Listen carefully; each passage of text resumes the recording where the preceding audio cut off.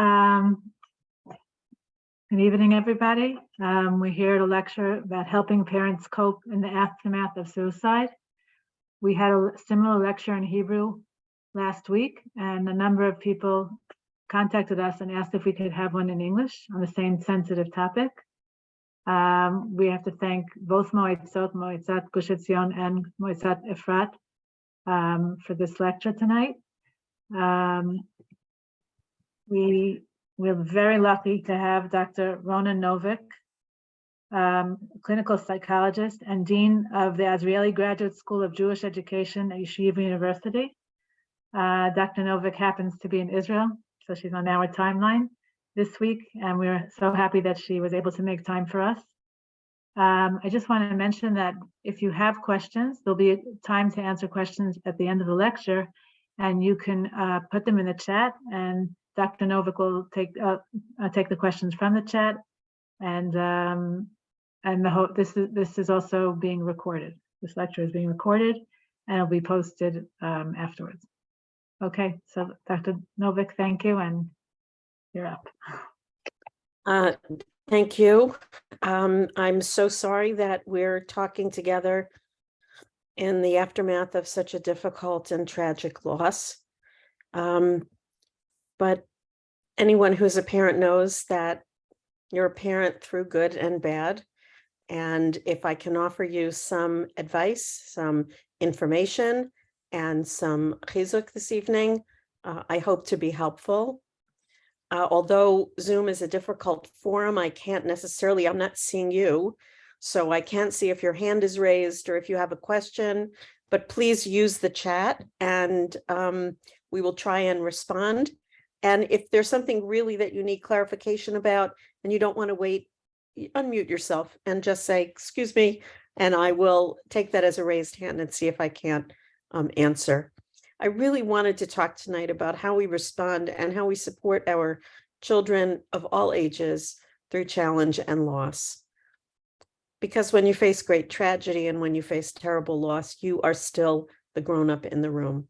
And that means that you don't need to have, thankfully, you do not need to have all the answers, but you need to have coping skills that will allow those less developed and advanced than us, in other words, our children, manage through this. My agenda tonight is to consider together what you as parents need now and always, and then to think together about what your teens and children need right now, just days after a loss, and what your teens and your children need going forward.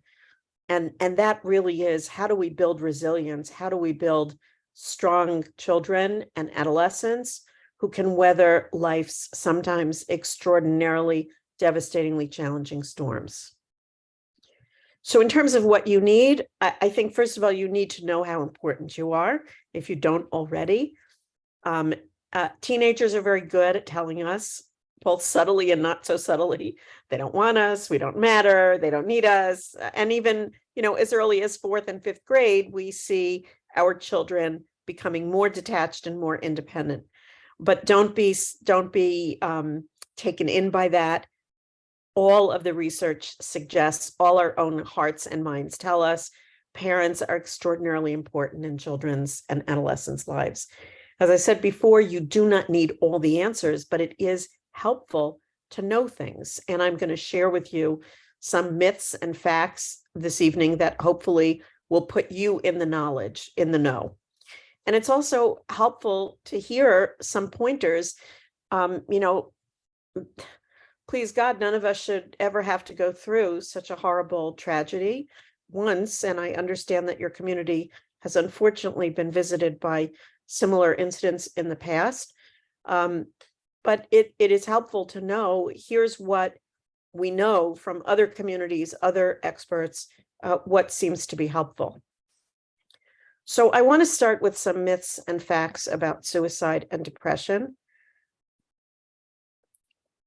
The hard news, the hard pill to swallow is that in the United States, the National Center for Health Statistics in 2017 found that suicide was the 3rd leading cause of death for children age 5 to 14.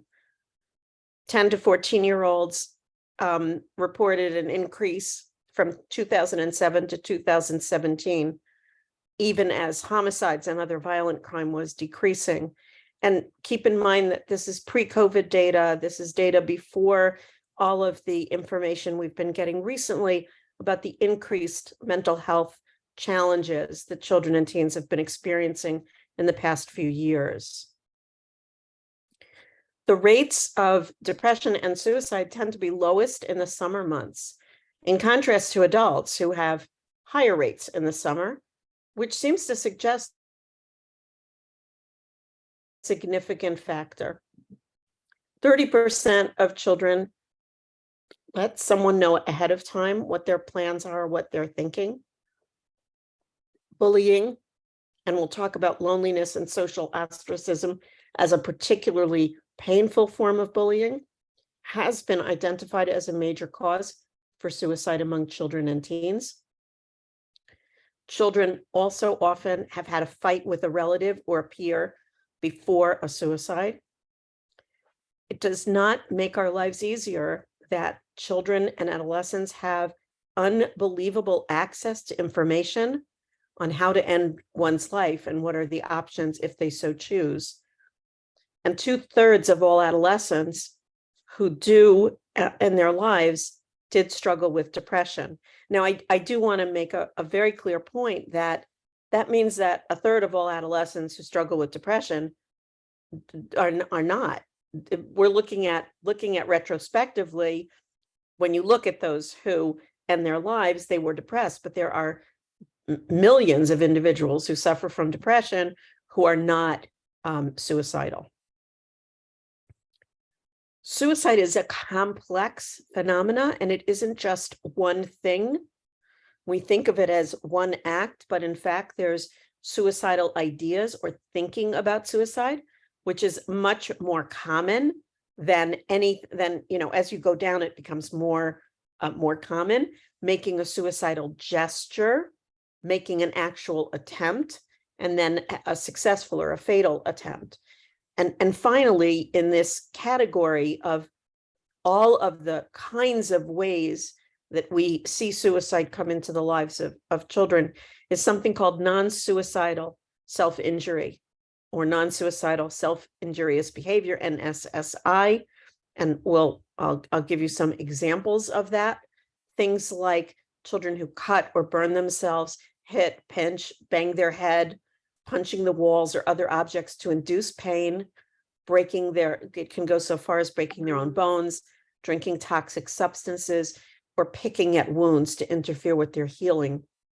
In most cases, this is not done as a suicide attempt or with any suicidal intent. It's most common among adolescents and college age, particularly high in white women, white female adolescents. And those who engage in this behavior cite reasons like it distracts me, I hate myself, it counters feelings, my feeling of feeling numb or deadened. It gives me actually some pleasure in the sensation.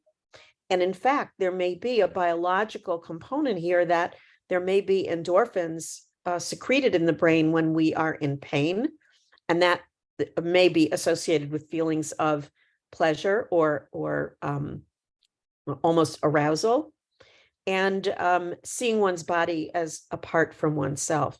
Needless to say, everything, if I go back a moment, everything on this list is distressing to a parent. Everything is disturbing. We don't want our children thinking about suicide or gesturing or making attempts, and God forbid, making fatal attempts. And we certainly don't want them involved in self-injurious behavior. So we'll talk about how do we handle all of these, but just to know that it is much more common. It is almost universal that all late elementary school through high school, that at some point in that period, if you ask children, have you ever had a fleeting thought about ending your life? Almost 100% will say yes. Its ideation is extraordinarily common. For most children, it's a passing thought. yeah, I thought about it, but I would never.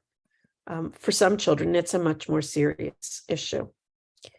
I wanted to share this really, I think, quite an incredible quote from a Christian reverend who said that when a person dies of suicide, they die as any victim of physical illness or accident against their own will. It is not the healthy will of the individual that ends in suicide. People die from physical heart attacks, from strokes, from cancer, from AIDS and accidents. Death by suicide is the same, except that we're dealing with an emotional heart attack, an emotional stroke, emotional cancer, and an emotional fatality. But understanding that this is not a healthy act, it is an illness, and as such, there are limits to our understanding of it and limits to our ability to address it. But we do need to know what are the red flags and what are the risk factors so that we as parents can have our eyes open and be available to provide what our children and our teenagers need. So I've already alluded to this. Suicide is closely related to mental illness with, again, when we look backwards, when we look at people who've taken their lives, 90 to 95% of those people who have done so have a diagnosed mental illness. Approximately 80% of suicide victims have a history of depression, and many of them are not in treatment at the time. Other common mental challenges include schizophrenia, borderline personality disorder, autism, and alcohol and drug dependence or abuse. There's been some suggestion that perfectionism and OCD may also be correlated with suicide attempts. Now, here's a real challenge for all of us. I don't know how many of you are parents of teenagers, but when you look at the warning signs of teenage depression, at least I would say 3 or 4 of these are just signs of being a teenager. So yes, sadness is not necessarily a sign of normal teen development, but many teens deal with anxiety.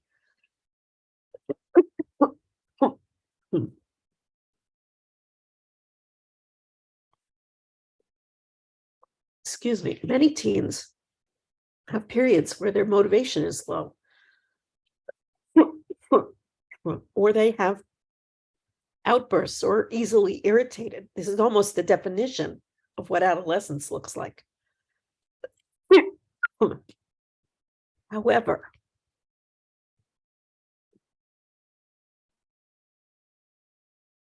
what is a clear warning sign is when you have an adolescent, excuse me, when you have an adolescent who has in the past not shown sadness or anxiety or outbursts, and all of a sudden seems quite different, seems quite changed. Social withdrawal is not typical of most adolescents. They tend to be social creatures. So it's a very important warning sign if you find them pulling back from friends and family, if they lose interest in those activities that they enjoyed, feelings of extreme guilt or shame, problems concentrating or with memory, difficulty with school, including either grades deteriorating or skipping school, self-critical remarks. When they start expressing feelings of helplessness to change, I'm trapped, I can't get out of this, hopelessness, things will never get any better. Comments about death and dying, writing, drawing, or listening to music about hopelessness, about violence like guns or death, and certainly even in a joke threatening suicide, these are important signs to take seriously. There is research that unfortunately these little devices are part of teens may think they're part of the solution and they're a critical part of their world, and perhaps they are, but they also can be quite toxic. Teens who spent more time on devices, we're 70% more likely to have suicidal thoughts or actions. There has actually been a lot of research about that those same chemicals that give us pleasure, endorphins, are triggered every time we get a like on social media. But we have devastating neuropsychological, neurobiological and physical things happen when we don't get the likes, or when we get negative comments on social media. Some of the researchers have said that's not even the only piece, but not only is there cyberbullying and things like that, but there's enormous sleep deprivation because adolescents are spending more time. They're up all night checking it. FOMO, if you don't know what FOMO stands for, it's fear of missing out. So I have to constantly look, where is everybody and why weren't I included? Social media allows us, it encourages us to make constant comparisons. I'm not as pretty as that one. My vacation wasn't as great. And it also reduces the positive opportunities for in-person socialization, which can have a positive and protective effect. It also can have, there can be some, and we'll talk more about this, some contagion. If all you're reading online is about how depressed people are and how hopeless things are, then it's hard for you to be the more positive voice. So predictive factors, things that we can say, this puts our child at higher risk, is a history of mental illness, especially depression or alcohol or drug use, and borderline personality disorder. Having previous attempts or a history of in the family, other people having attempts, suicidal ideas.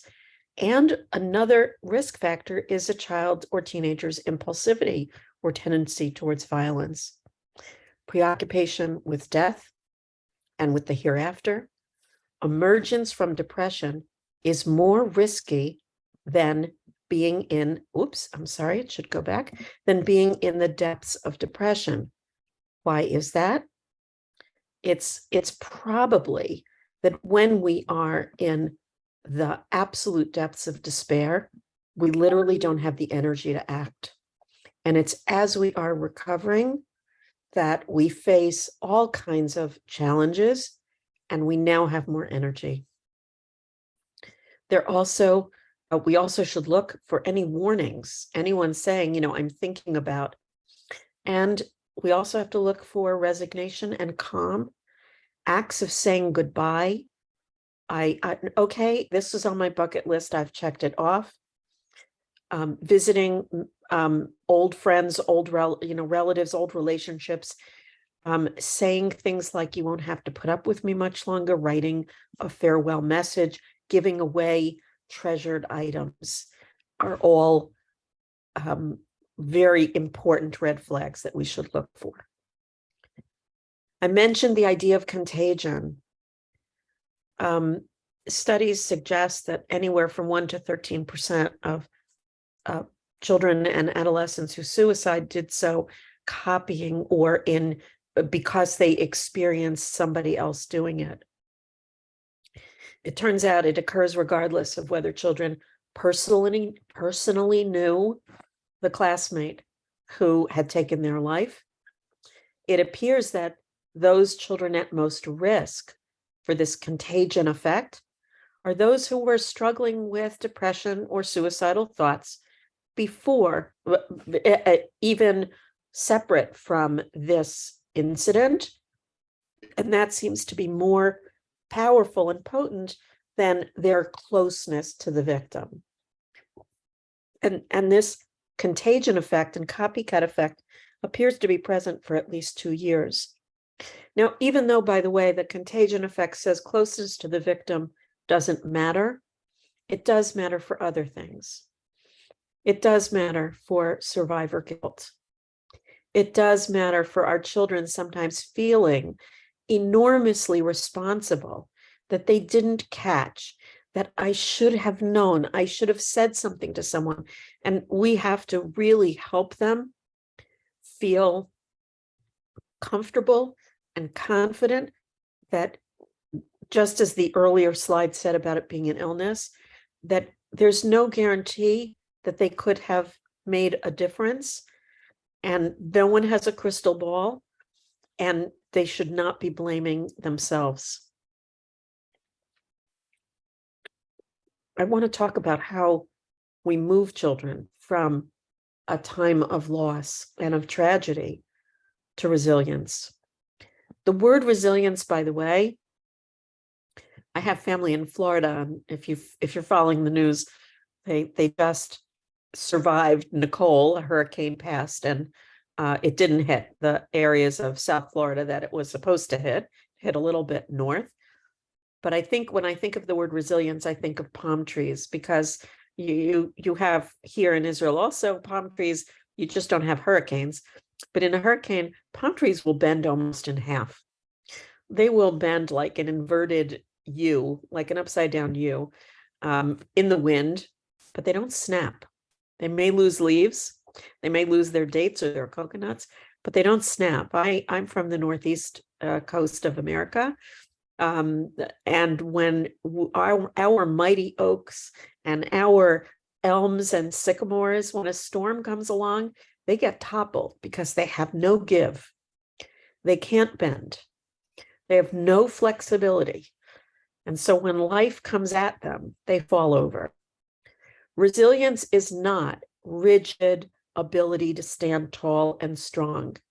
It's the ability to bend when life throws us a curve, and then to bounce back, and then to be able to go forward. And that's what we want for all our children. We cannot, by the way, we can't raise children in a bubble that protects them from all of life's challenges. Things are going to happen. So what we want is to give them the tools, the coping skills, and the insulation that they're able, like the palm tree, to bounce back. When I think about what your community has experienced and what children and adolescents need right now, I think the first thing they need is validation. We have a temptation, by the way, as parents, to try to take away pain. We try to minimize. Well, that's not such a bad boo-boo, we tell them when they're tiny. When they're bigger and they come home and say, it's the end of the world as we know it, because this happened in school today, and I'll never be. And they use superlatives, things like never, and it's horrible. And we try to make it smaller. But in cases like this, we have to validate their feelings. We have to give them permission to grieve, permission to think this is absolutely horrific and terrible, and that they feel horrible about it. And that means also not only validating, but normalizing. So if they're having some trouble sleeping, if they're feeling sad, if they're having trouble getting themselves going, to say, you know what, given what we've all been through, that's pretty normal in these situations. We can then move to, once we've validated, once we've normalized, then we can make suggestions. Then we can say, but you know what, I don't know that it's so healthy for us to stay in bed all day. You're right to feel sad, and this is very hard. It's okay to feel sad, but I think if we keep doing this, we're not going to get past it. And so now we need to move forward. If you were to start with, okay, now we need to move forward, you couldn't get anywhere, because your child wouldn't feel understood and heard. So first start with validation. Then children need information. Now, you don't need to give them gruesome details of life's difficulties, challenges, and horrors, but they need to know something. And sometimes speaking in very vague terms allows children to fill in the blanks with ideas that are worse than the reality. Also, be careful about giving information that's not what was asked. So if a child asks a question, and I don't know the age of all your children, but if a young child asks, well, what happens to someone when they die? Ask a little bit more about what do you mean? Because they may be asking a spiritual question, where does their nefesh go? Or they may be asking a very concrete question like, how do you breathe when you're underground? And they just need an explanation that when somebody dies, they don't need to breathe anymore. And so it doesn't matter where their body is, because their body doesn't do the same things that their body did when they were alive. So just check what they're asking about. It is the job of a parent always to provide reassurance.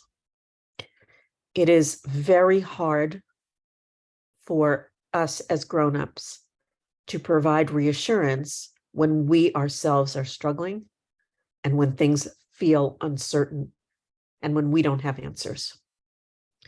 So it's tempting to say nothing.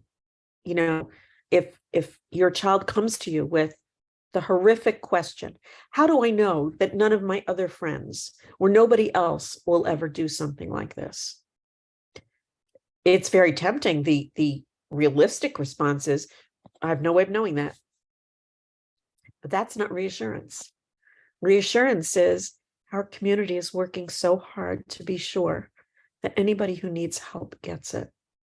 And even though I don't have a crystal ball and I can't predict what will happen, just know that there are a lot of really smart people who care a lot, who are working to make things better. If your child comes to you and says, what if I ever feel depressed?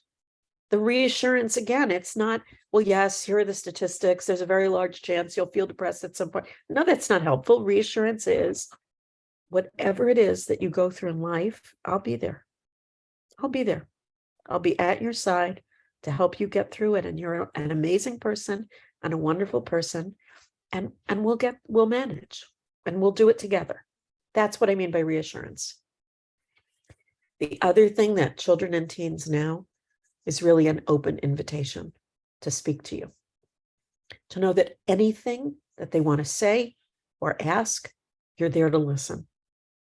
And if they're not having open dialogues with you, encourage it, set the table for it. I'm the mother of sons only, I don't have daughters.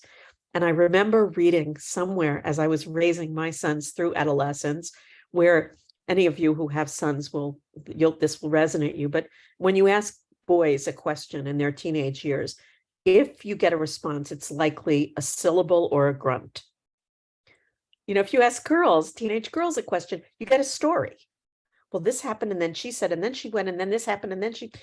Boys do not tell you stories. It's as if they work for the CIA and it's top secret and they can't tell you. I read a piece of research that changed my life as a parent because it said that women prefer to talk face to face with eye contact. Women talk over coffee. We talk over our mahjong games. If you play mahjong, I don't know if you play mahjong in Efrat, but women talk face to face. We sit across the table and we talk to each other. Men talk parallel. They sit next to each other at a sports event. They drive in a car together. So I started having my best conversations in the car because I realized sitting across the Shabbat table, sitting across the dinner table was not comfortable for my sons. But in the car, they're looking at the back of my head. I can't really make eye contact with them. I can kind of see them in the one-way mirror. And by the way, they're a captive audience. They can't go anywhere in the car. So it was the perfect time to say, what do you guys think about? What's going on with? How are you feeling about? That was really tough, wasn't it? Are you doing okay with it? The car became the opportunity and the invitation to speak. Look for your own opportunities and your places, but make sure that you are checking in with your children, not only inviting them to speak and letting them know that whatever they have to say, you will listen, but telling them that at times like this, it's so important for you to know how they're doing.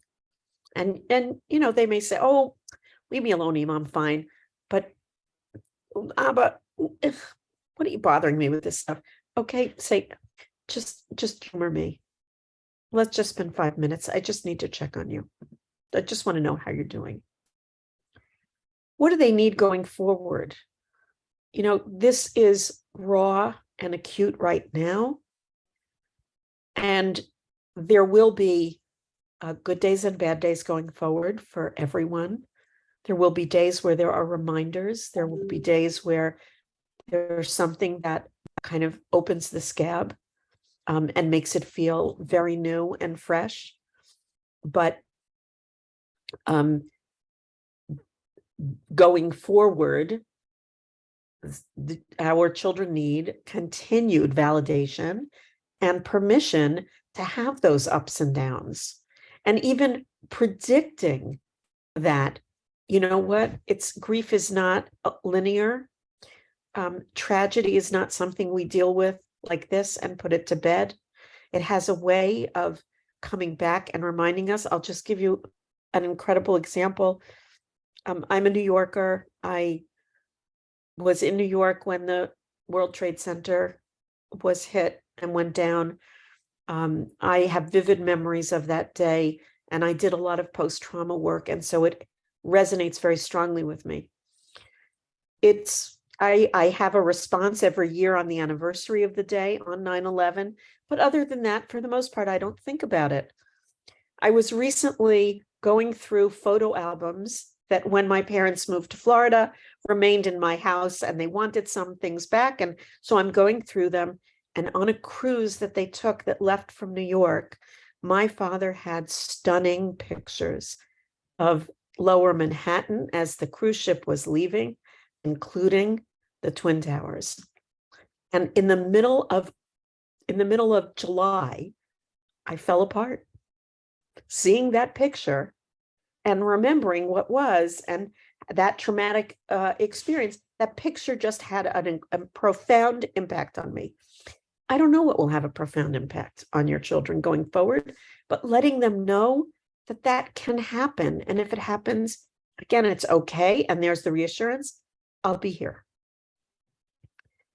Your children also going forward, right in the acute moment, is not a time to say, let me talk to you about depression and mental illness. Let me talk to you about all the things you can do to help yourself and help your peers. Now is not the time. But going forward, they do need information about mental wellness, about depression, about how they themselves can build their resilience through filling their lives with things that give them meaning and purpose, that they enjoy, having peers that matter to them. There is, by the way, there are a lot of schools now internationally that are making mental health and mental wellness part of the school curriculum, and that are teaching students in high school about what is depression and what is anxiety and what can you do for it. And one of the delicate issues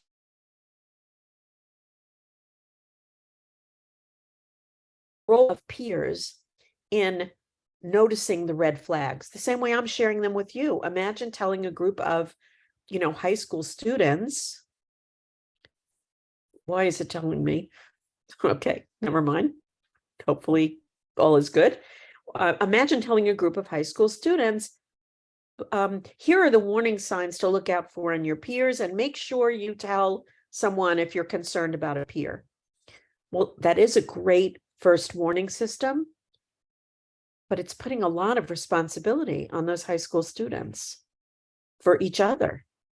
And we can. I'm a clinical psychologist, and I can tell you, as much as we want to cure and save and advance the resilience and health of everyone, we are not 100% successful, nor is any field of medicine or healthcare. So we have to balance giving our children information, making them agents of their own mental wellness, and to be on the lookout for peers. But at the same time, we have to say, but you don't have to do it alone. And here's where the reassurance comes in. I am here. If you are not feeling well, if you are worried about a friend, or you can always talk to me. We'll find, if I'm not the resource, we'll find the resource. If you don't feel, and I do a lot of work with teens where I tell them, not all adults are the same. If you don't get what you want from one, and I don't mean you don't get, the new car you want from one, go to another. I mean, if you have a psychological need and one adult isn't able to fill it, then you have to try another. If a teacher isn't being responsive, then you go to a different teacher. If your parent isn't responsive, then go to a counselor in school. There should be someone who you can bring your concerns to. You do not have to do this alone.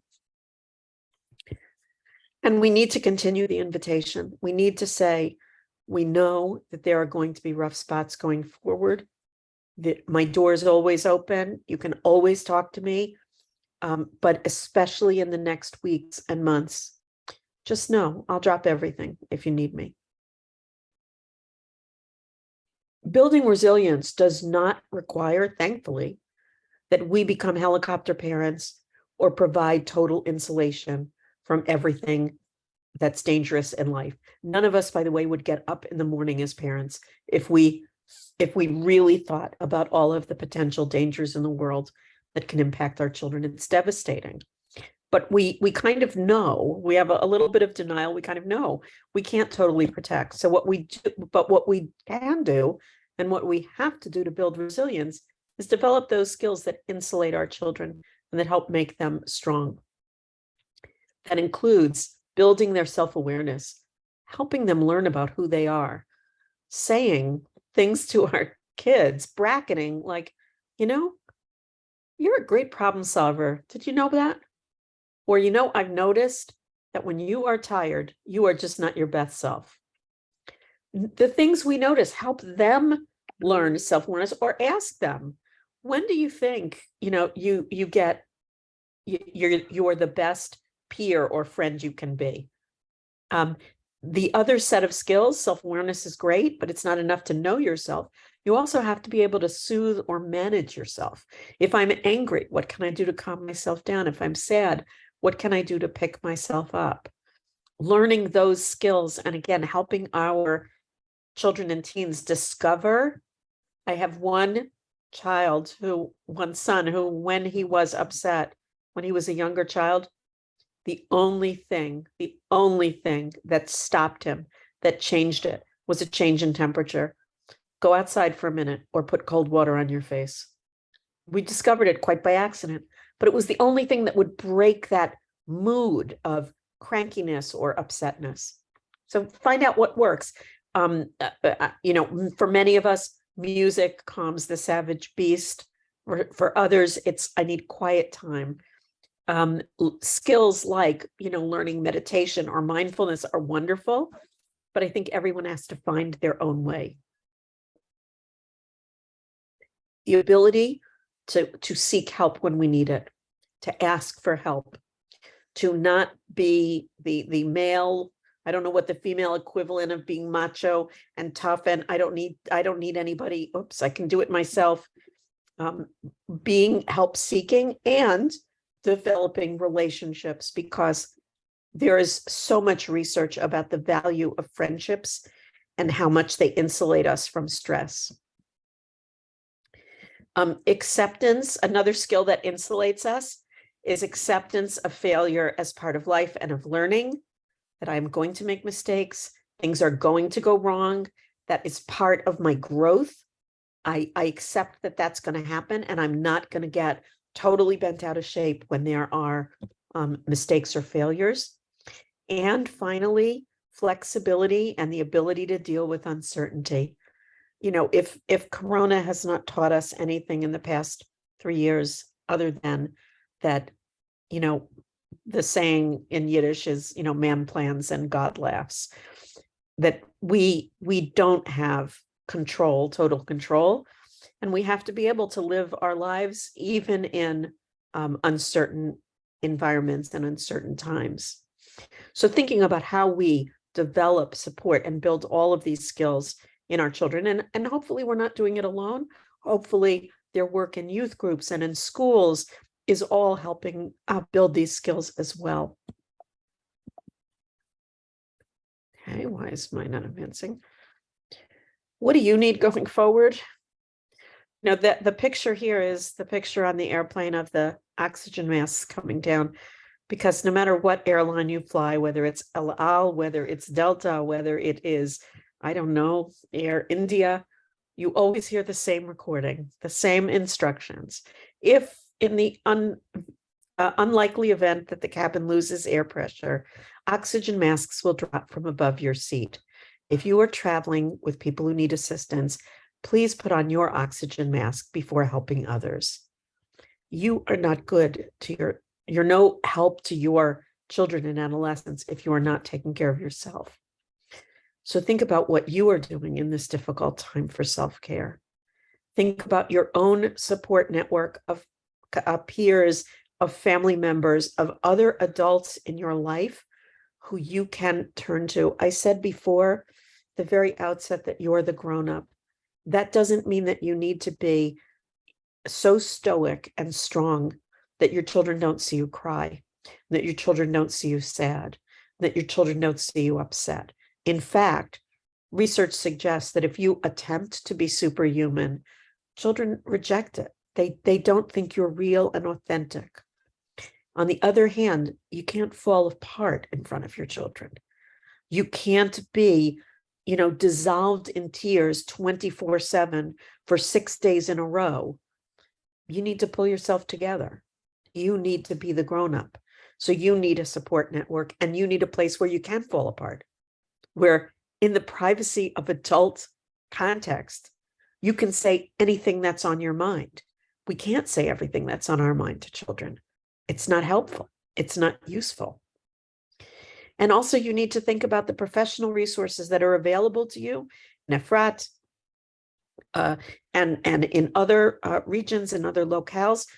And they are there for you. They are available, and there are going to be times when you should not feel the least bit embarrassed about going it alone. I always think we have such a double standard. Not one of us would break our leg, hobble along, and say, I'm just toughing it out. I'm going to make this heal. If I just work hard enough, I'm going to knit those bones together. We would go to a professional and have them put on a cast. And if they said you have to walk on crutches for the next 6 weeks, we would use the crutches and not bear weight on the leg while it heals. And yet, when we have a break in our mental ability, in our ability to function in the way that we want, we don't allow ourselves the crutches of using a professional resource temporarily, of speaking to someone to help us get through it, to literally take the weight off so that we can function and heal.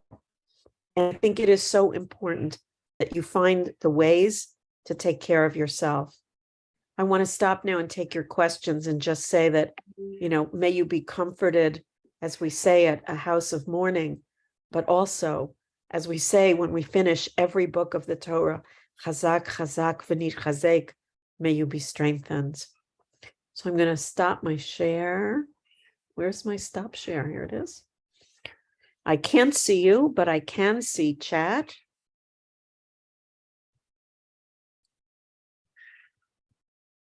I'm not sure I understand the message in the chat.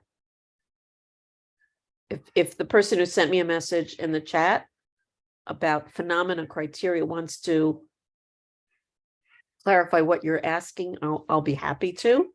But also, I invite people to either, I don't know, Barbara Gill, if you want people to unmute and ask a question, or if you want a question in the chat.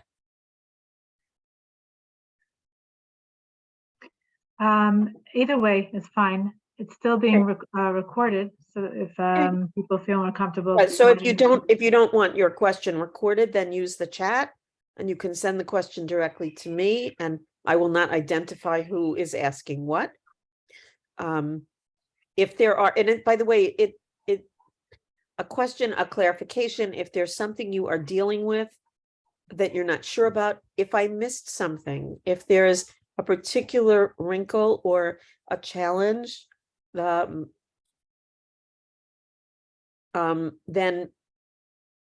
please let me know.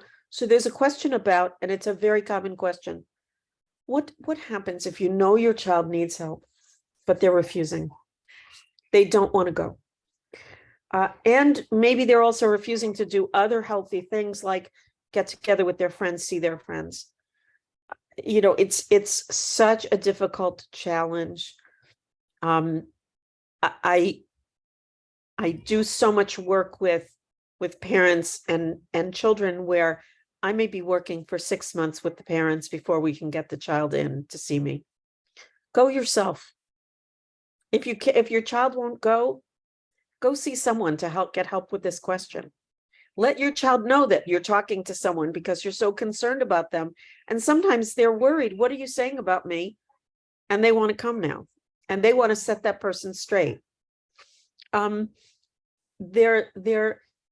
in the same way when, when teenagers say, I don't want to see my friends, obviously it is so developmentally inappropriate. We can't say, I brought your friend, Shlomo over for you to play with. We can't force the issue, but we can sometimes create situations that are more likely to be positive. So who we invite to our Shabbat table, where we go to dinner, and maybe we invite another family to join us. There may be ways that we can build some engagement. And the other thing is that, there are things that I 100% hate doing, but if there's enough motivation, I will do it. If my boss has basically said, there's a huge bonus if you will write the following report by, a date, halvai, that should only happen, then I would write the report and I would get the huge bonus. More often than not, it is not the carrot that my boss is offering, it's the stick. There will be 20 demerits, and you're gonna be embarrassed in front of everyone, and you have to have this in, or your funding is going to be cut for your program. So in motivating our children to do the things that they're refusing to do or that they don't want to do, we can sometimes use the carrot. I prefer carrots always to sticks. You know what? What do you say? We go try out this therapist. By the way, I would always say to an adolescent, I'm not asking for a commitment. I'm not asking for you to say you're taking medicine forever. I'm not asking for you to say you're going to go see someone forever. I'm not asking to say you're going to get together with friends 82 times. I'm asking, could we try this once? And you know what? That the place you love the burgers, let's go there for burgers after. If you will go together, the burgers place is right next door. Let's go for burgers. So I would try that. There's a question about how long on average does it take for teens to recover from this type of trauma, both healthy and more at risk. In your question, you've given the answer. There is no typical, because our children are so delightfully different and unique. They are snowflakes. Everyone is precious and different, and it's very hard to predict. And it's also not even. So some will look fine next week, and then not so good 3 weeks from now, and others will look terrible for 3 weeks, and then will go off into the, into their lives, and it will be as if it didn't happen. So much of it has to do with how they process, and also how do they get what they need? How do we help children deal with the suicide of a friend where there were no warning signs? I think we tell them that, exactly that there was nothing anybody could have done. The same way that people sometimes die suddenly for unexplained reasons, there are things we can't possibly understand. They're not easy for us. They're very difficult. And we may not be able to make sense of it. The exact same way that I can't imagine. I can't put myself in the head. It's going to seem like a very stupid example, but it's all that I thought of at the moment. I can't imagine someone who doesn't like chocolate. I just have no empathic ability to understand that person. Well, trying to understand the choice that a person made, the pressure that they felt to take their life, the absolute desperate. Thank God I don't understand that. I've not walked in those shoes. And your child doesn't have to understand that. Unfortunately, it's one of the horrible tragedies of life that we have to accept, even though we do not understand it. How can we help parents accept feedback from concerned teachers and school personnel about their children? The only answer I have is we have to keep trying. And we have to try new and different ways.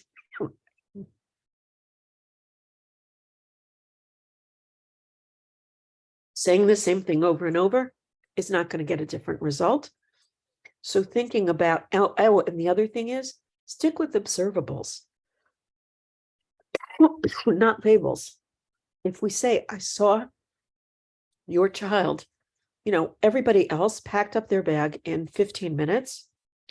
Your child did it. It took 45. I watched on the clock, it took 45 minutes. So I'm wondering what that's about.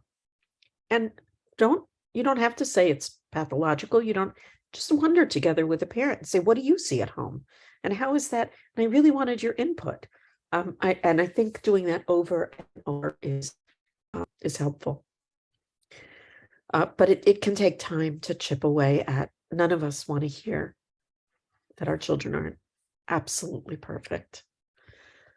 If a child isn't asking questions or talking about it, do we bring it up? If yes, and in what way? I think at least once, yes. At least once, I would say too. It's the elephant in the room. And I'm assuming that you can't be a child right now in Efrat, a teenager going to school and not know. My understanding is that added, there was notices of this young girl being missing.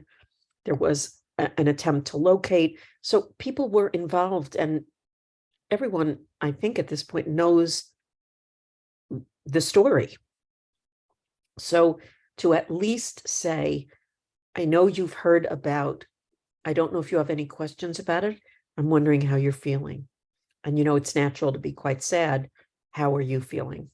And you can talk to me. Examples of carrots.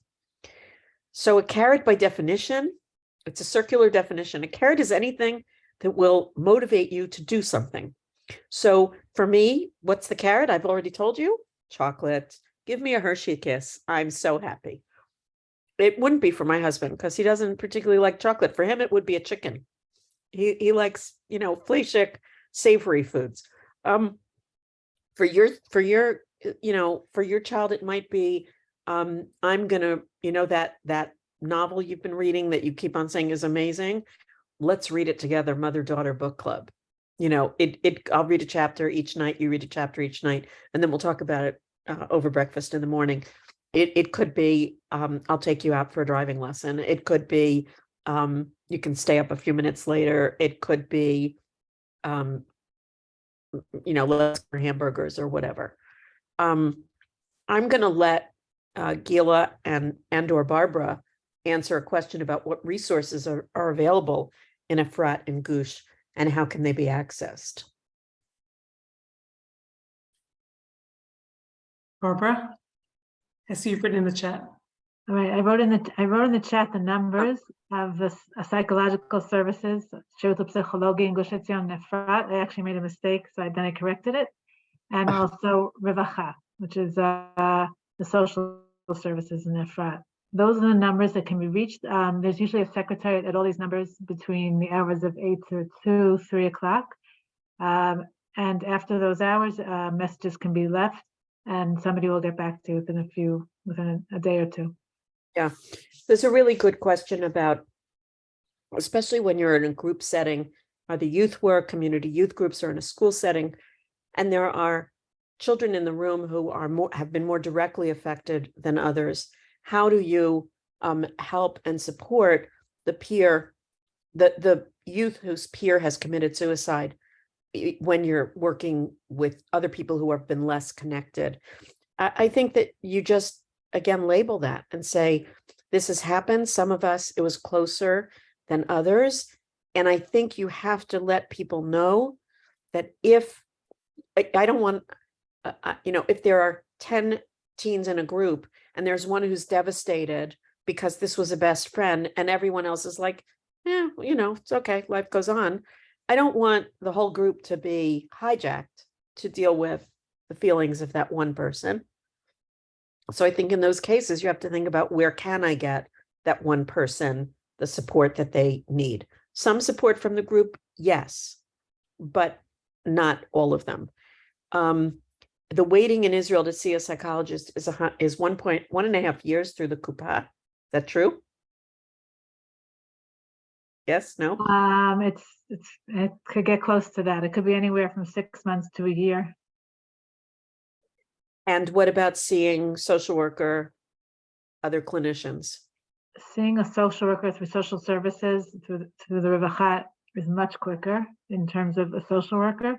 Getting therapy through the Revachat can also can be a waiting list. So there are other organizations and agencies that might be sliding fee, self-pay, that, I mean, I have to say that you may think that this is only a Kupa problem, but I'm in the New York metropolitan area that you would think is resource rich. And the requests for therapists for children and adolescents is constantly running through my WhatsApp clinician group, and people can't get appointments. Never mind if you're in Kansas or in the, they say that in the US, where we do not have socialized medicine, in the US, over 70% of children who need mental health services do not receive them because there isn't enough capacity. Yeah, Neve Yerushalayim, someone is recommending Neve Yerushalayim has therapy on a sliding scale. I do know their work, and they do have a very good reputation. There are other organizations in Israel. They're also, you know, and it depends on your child, but with the advent of Zoom and telehealth, that there are a lot of people who are available to you who are not local, who are doing Zoom sessions. Barbara, I think it may really help also the group to hear how the Shiur Psichology works with the schools, and how very often kids will open up to mechanech or mechanechet, and kind of how does that work with the school personnel, the yoetzot, and us, and kind of helping families find an appropriate referral, because it's hard to know where to even start. Barbara, I think that would be helpful. You can kind of address that. Okay. First of all, as Gila mentioned, many times parents get a lot of information from the school itself. The kids are going to school every day. If they develop a good relationship, either with the teacher or with the yoetzet, they might open up to them. And often schools will reach out. If a child discusses something that's distressing them in the school, they will reach out to the parents and let them know. And at that point, they also will probably ask the psychologist of the school to get involved. So in that kind of situation, they might ask for a meeting with the parent, and they'll have somebody from the staff. They might have the yoetzet and the psychologist join the meeting to discuss what's going on with the parents. I just want to say this question about where is the therapy. One of the things that we don't have many hours of therapy to provide through the Shiur Psichology, but we certainly will sit with parents and try and think with them and get them names and think again, and try to think who's more appropriate and less appropriate, whether it's private or through the Kupa. Or there are a number of different options, and one of the things we do is we put a lot of time and effort into trying to find something, so that people do have somewhere to turn. Thank you. And I see other people are posting resources, which is great. Any other thoughts or questions? And I really hope that this has been helpful to you. It's as I said to a school in crisis last night, I generally say, you know, when I'm going into a school or a community to be a scholar in residence or to give a presentation, it's my pleasure to be here. It's not my pleasure to be with you tonight. I feel your pain so acutely. And it's, even though I don't know you and I don't know your community and I don't know your loss, I'm a parent and a grandparent. And this is such a hard situation to have to be a parent in. And I just send you my heart, as well as hopefully some of my brain tonight, and hope that it's been helpful. I've just found you very calm and comforting and empowering. And thank you. I'm glad. That's one of my goals. I see someone is asking where it will be available to listen to. I know it's being recorded. So somehow So it will be in the- distributed. Early next week, there'll be, once we turn the recording into a link, and then we send the link out in many different places. You can look probably in the Facebook of the Moitzah. Usually it takes a few days to organize, so probably like some Monday, Tuesday, there'll be a link, and we'll try to send it out to all different places, also through the schools. It will be easily accessible as soon as we set it up. Well, have a good night and a good Shabbos. Thank Shabbat you shalom. very, very much. Thank you. Very, Shabbat very shalom helpful. and stay well, and may my next visit with all of you be for a simcha. Amen. Thank you. You're Thank you so much.